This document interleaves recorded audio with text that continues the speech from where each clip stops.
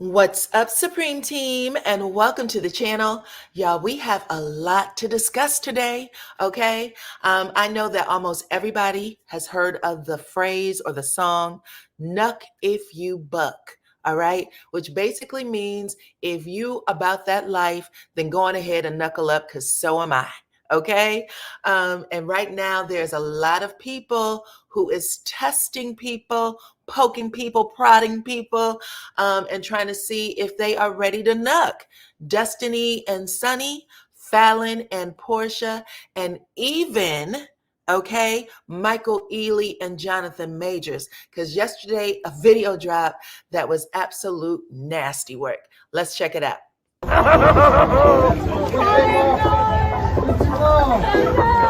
What's up, baby? How you doing? Good to see you, man. Everything good? How you doing, Mike? Nice to meet you. Nice to meet you. Nice to meet you. I want to do this? Yeah, real quick. This is fire. Love it. Love it. Dion would love this.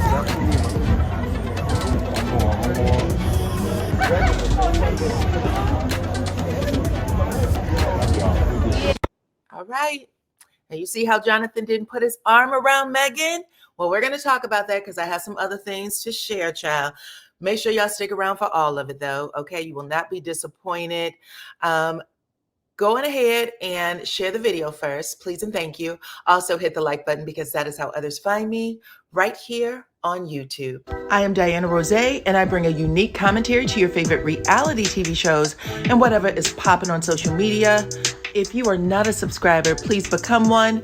Hit that notification bell too, that way you don't miss any of my videos. I go by DYANAROZAY on all platforms, and I appreciate every single one of y'all for rocking with me.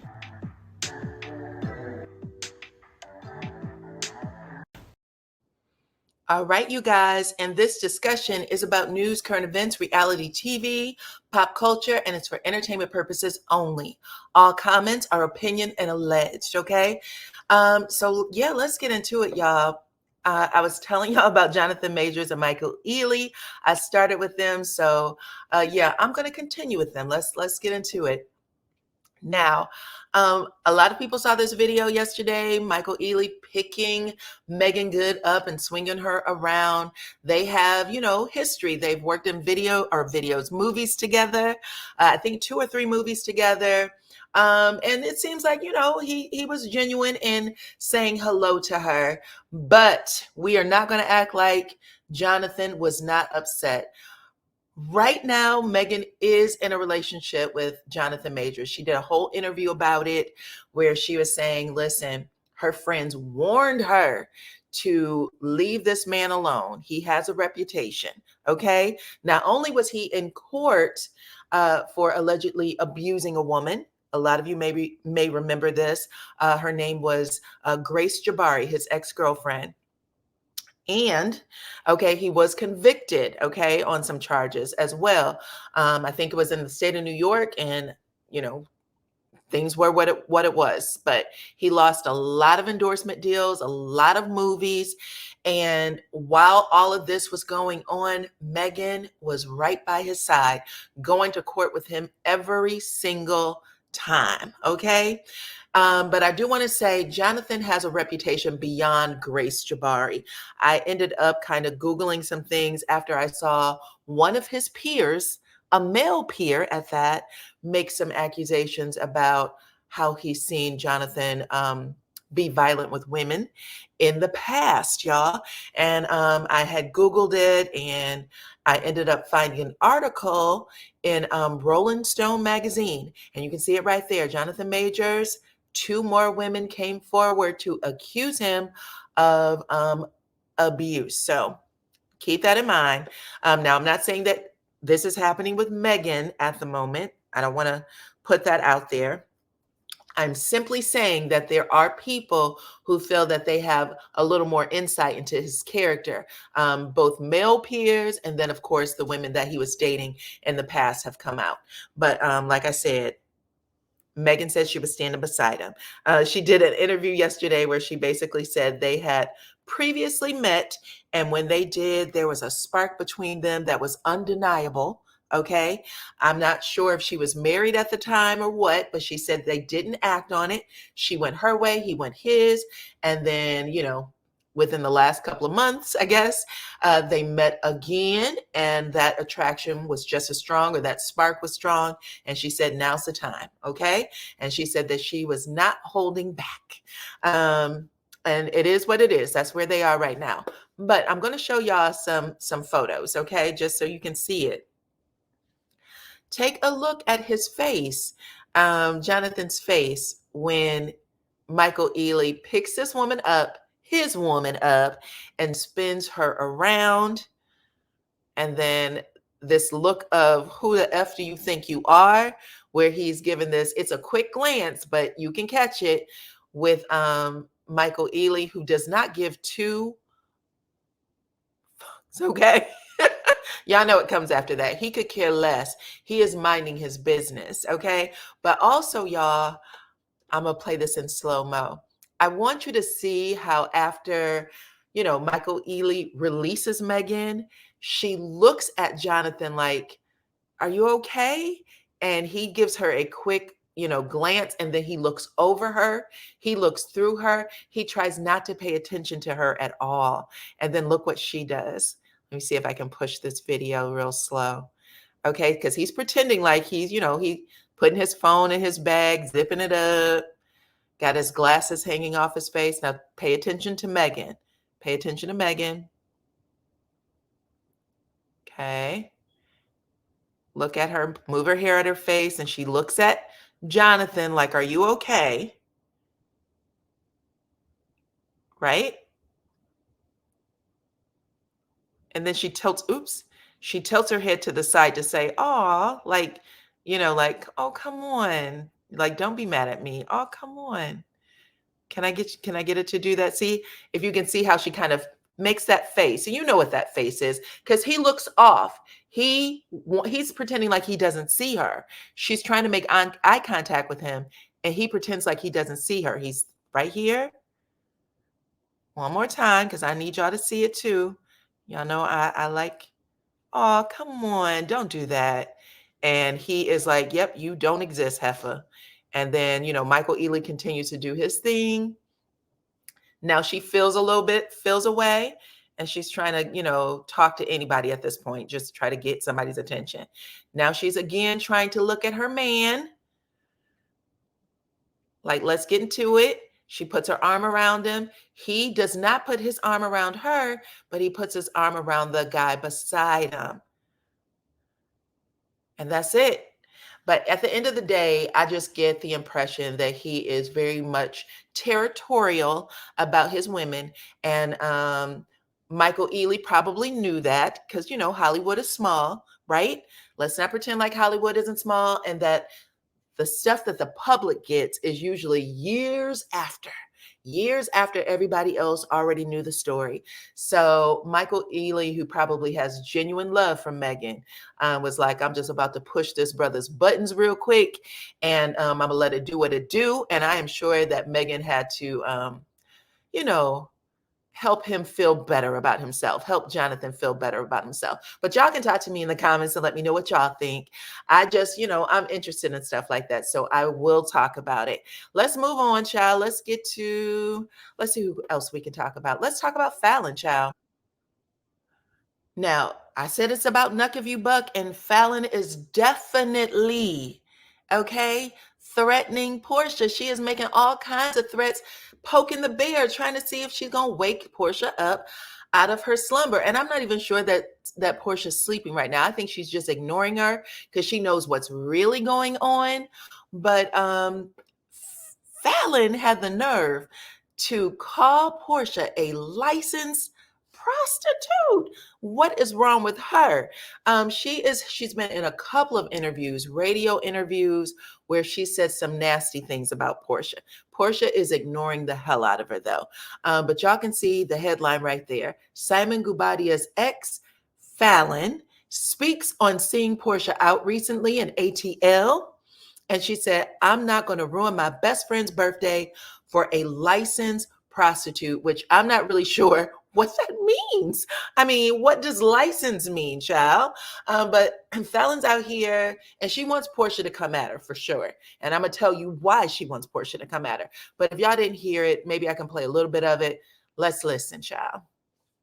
Okay. I'm not going to do it for, a licensed prostitute. I'm not doing that. Whoa, let's get up out of here. Now, when she said it, let's start there. When she says it, the guys, the interviewers are like, whoa. One looks down at his camera like, is she serious? And now listen to what they say, which is not necessarily making her look good, by the way. Listen to what they say. Let's get up out of here. I mean, they are calling her Muhammad Ali. They Why would you say they are? If he's saying they're calling Porsha Muhammad Ali, your response isn't they are, child. Your response would be like, that's okay. Now you got to trump Muhammad Ali. Who are you? They say she got them hands. That's all I'm gonna say. They are. Boo. Listen, if she's not even ready for it, she's making threats that she's not even ready for. When the interviewers, which by the way, this is the second time that an interviewer has literally called her bluff. There was another time before this where she said something like, she's lucky I didn't get with her. And then the lady literally says, who? Are you talking about Porsha getting with you or you getting with Porsha? The way she says it is like, now, come on now. Get yourself together, Fallon. But either way, Fallon has once again made this little threat, and we're going to see what happens next. But my guess is, if you guys didn't know, Miss Fallon literally is a part of a group, a talent agency. You can see it right there. It says, welcome the newest addition to the GTG family. So they want to get her name out there. And when you want to get someone's name out there, you tell them, listen, whatever you have to do to make a name for yourself, good publicity, bad publicity, it's all good for you at the end of the day. And they want to put her in movies. There was the announcement. Welcome our newest addition, the beautiful Fallon, to the Guild Talent Group. You'll see her on the big screen very soon. So they're looking to put her in scripted television, regular television, film, actor. They're putting it all out there. And y'all can let me know what y'all think. Because all she's really looking for is for Porsha to come back at her so that, it can hype her name up a little bit. And right now, Porsha's doing her thing. She is keeping it cute, child. I don't care about you. Y'all can let me know what y'all think in the comments. But yeah, Fallon is trying hard to get Miss Porsha's attention. Let me know what y'all think. We're going to move on. Let's talk about what both of their exes at this point, because Simon and Porsha are no more. Let's talk about what's going on with him, the latest that's going on with him. Well, it looks like Simon has subpoenaed some of the male friends that he is accusing Porsha of having an inappropriate relationship with. I told y'all the other day that he asked questions about a man named Kelvin, a man named Dennis McKinley, who we all know is her ex-fiance and baby's father, and then also a man named Jonathan.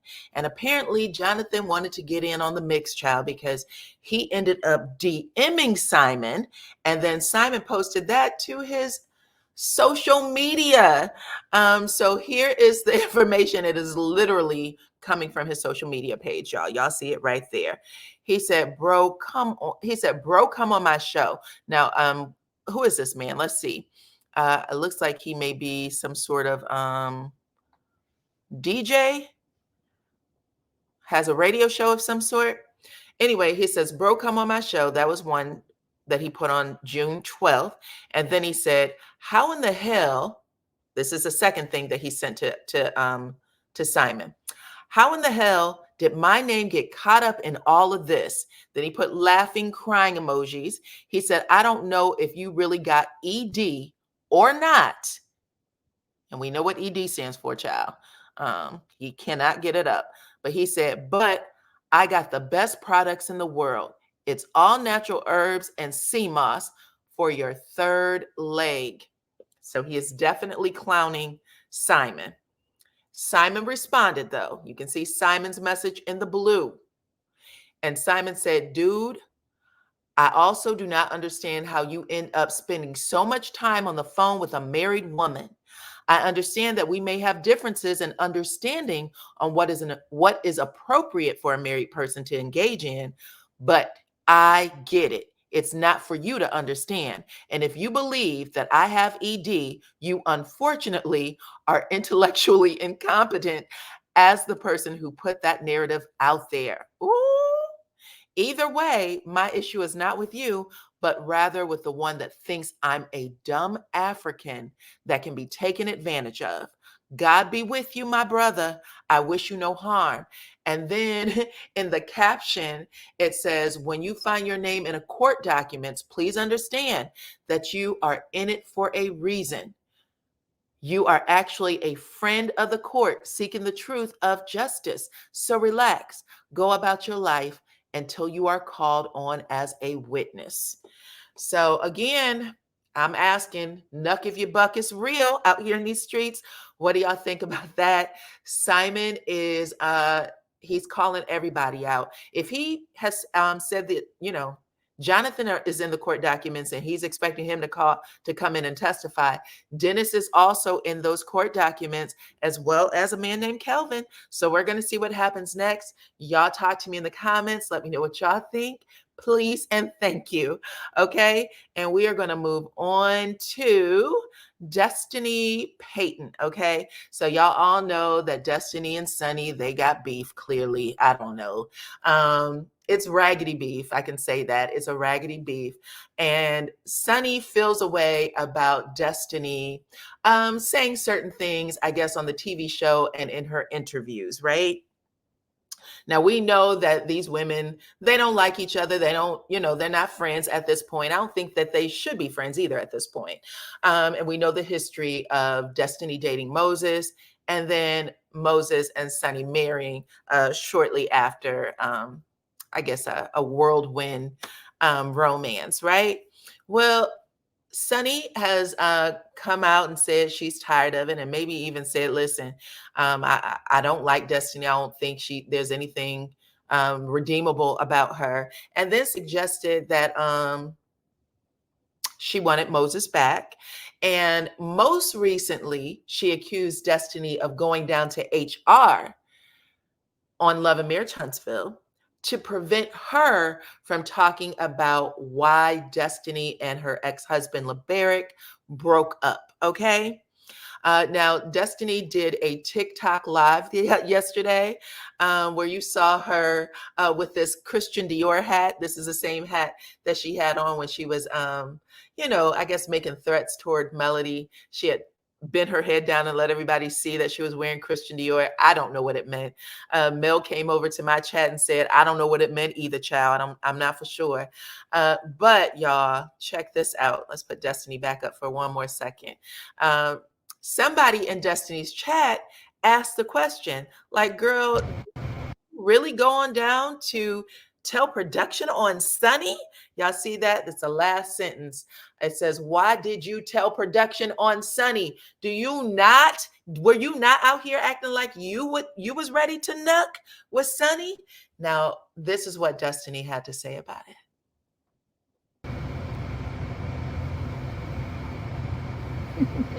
And didn't. So y'all keep on with that.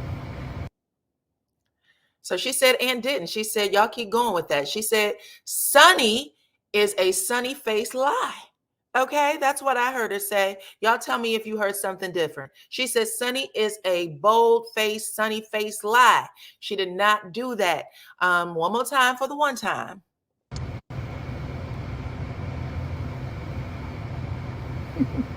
And didn't. So y'all keep on with that. All right. Now, at this moment, I think that both Sunni and Destiny have, a bad relationship with the truth, to be honest. We already know that Destiny has a bad relationship with the truth, 100%. But Sunni is coming right on in there, okay? Sliding behind her on first base. And y'all can let me know what y'all think in the comments, all right? Y'all think that Destiny really did run on down there to the human resources or what? Okay, talk to me in the comments. Let me know what y'all think. about all the stories we talked about today. Don't forget to share the video. Hit the like button, please and thank you. Follow me on all my platforms at DYANAROZAY. I appreciate every single one of y'all for rocking with me, and I will catch you on the next one.